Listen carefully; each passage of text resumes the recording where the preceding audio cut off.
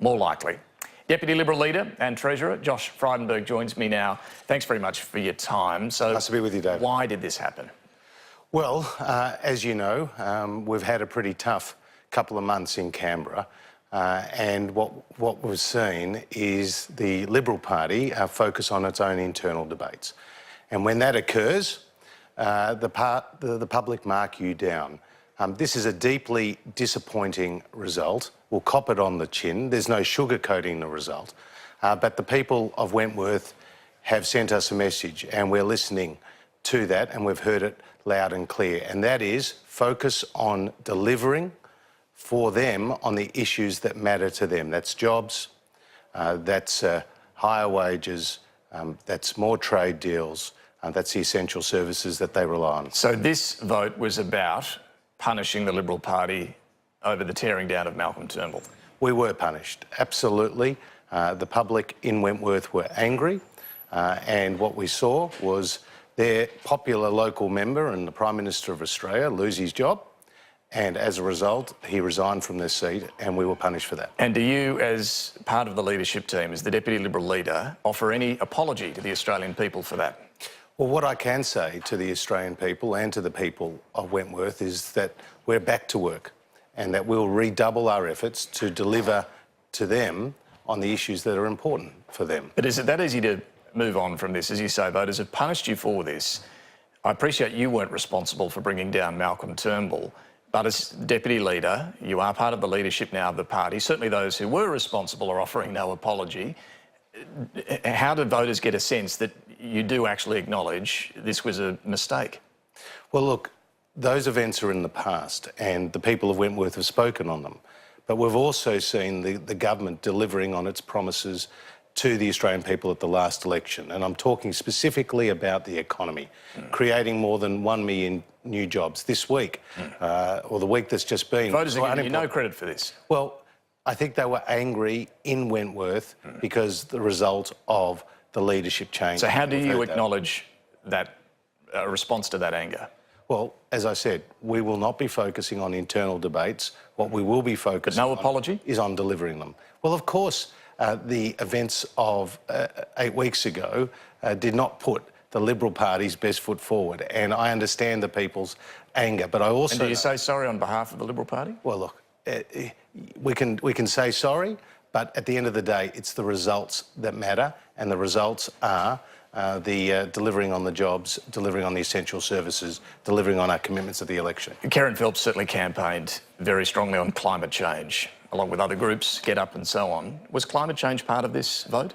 Well, it's clearly an important issue for the people of Wentworth, but our policies have been settled for some time under Malcolm Turnbull and under Scott Morrison.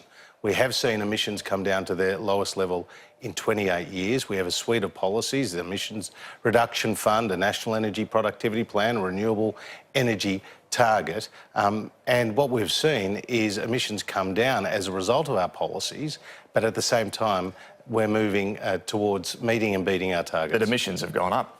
Well, in the electricity sector, they've gone down. With the Emissions Reduction Fund, we've contracted 190 million tonnes of abatement at... But overall emissions have gone up. Well, per capita and GDP level, they're at the lowest in 28 years.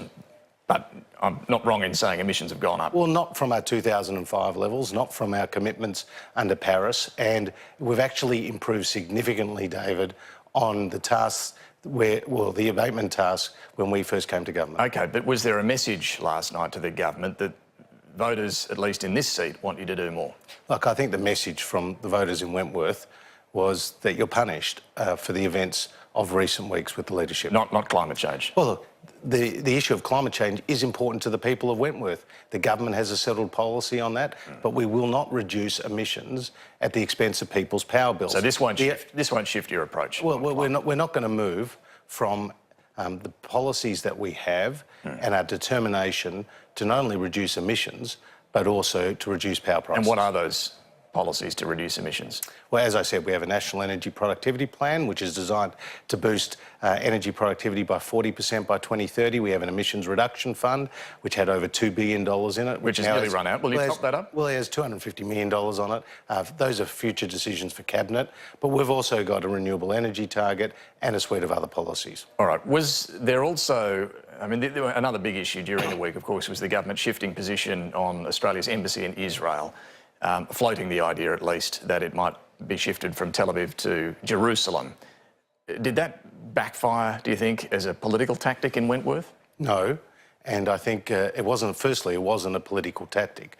The reality is, as Scott Morrison has explained, there was a major vote at the United Nations that Australia had to make a decision on, and it was therefore timely to announce our position on swapping defence. It wasn't necessary, though. There have been plenty of votes at the UN where Australia's voted, you know, with Israel in the minority on things like this.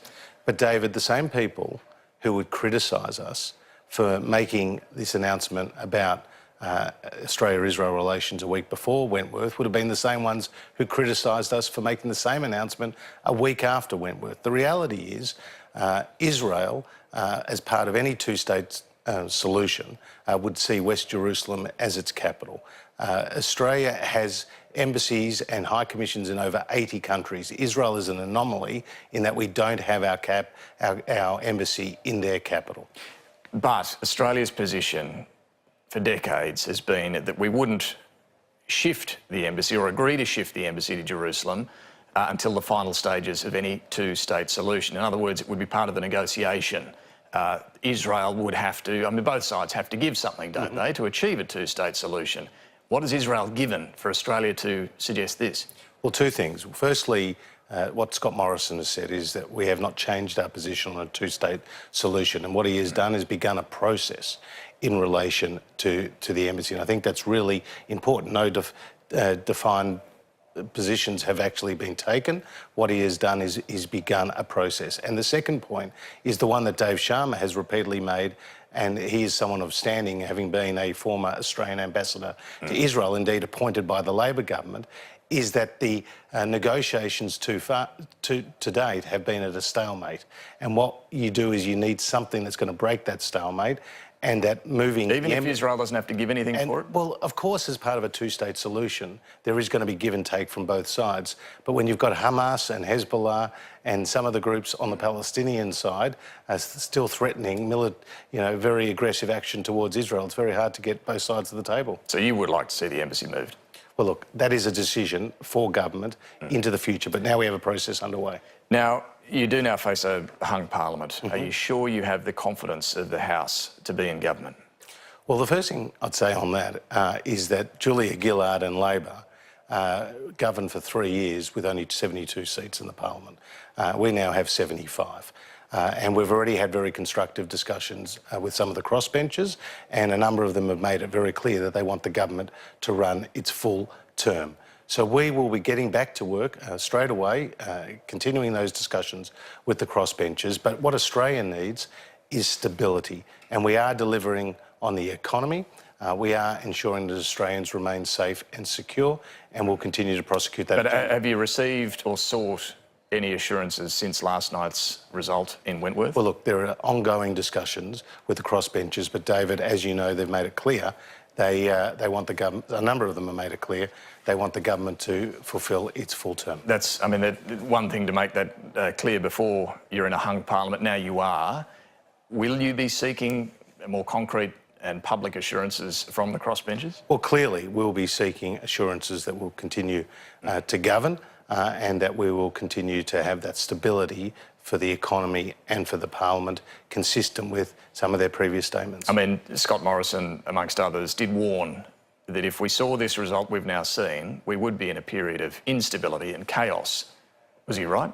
Well, we're not going to be in a situation of chaos. What we are going to be is in a new world without the clear majority on the floor of the House. But that being said, history shows that governments without the clear majority can run for a number of years, and obviously we want to fulfil our term and win the next election and continue to deliver for the people of Australia. Labor says we need an election now. Well, of course they would, and Bill Shorten can take no comfort out of last night's result. He couldn't even show his face in Wentworth, which says a lot about his popularity within the electorate. So this doesn't shift election timing plans? Not from the government's perspective. When will there be an election? Well, obviously next year is the scheduled timing of the election. Do you think March, or do you think April, or...?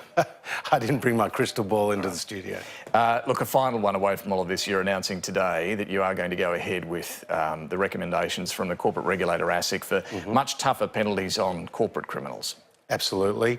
As you know, the Royal Commission is still yet to deliver its final report, which is due in February of next year. But what we are proceeding with is increasing the penalties, both civil and criminal, on those accused of corporate crimes, and that is important. The penalties for civil penalties will increase up to tenfold, and the criminal penalties will double. Treasurer Josh Frydenberg and Deputy Liberal Leader, thank you very much for joining us. Appreciate it. Good to be with you, David.